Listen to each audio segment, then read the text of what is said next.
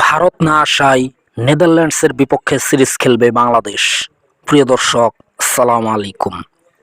চলতি বছরের আগস্টে বাংলাদেশ সফরে আসার কথা ছিল ভারতের, তবে শেষ মুহূর্তে সিরিজ স্থগিত করে ভারত।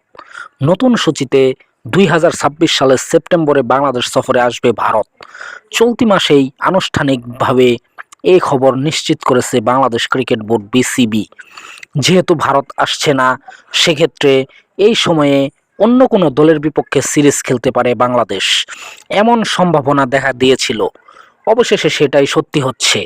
আগস্টে নেদারল্যান্ডসের বিপক্ষে 3 ম্যাচের টি-20 সিরিজ খেলতে পারে বাংলাদেশ।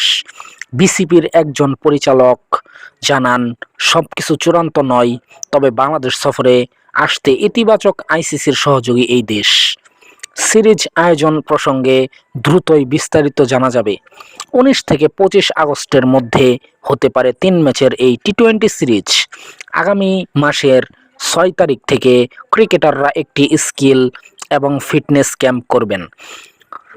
এর আগে বিসিবির cricket operations chairman Nazmul Abedin Fahim জানিয়েছিলেন, নেপাল এবং নেদারল্যান্ডসের বিপক্ষে খেলতে পারে বাংলাদেশ।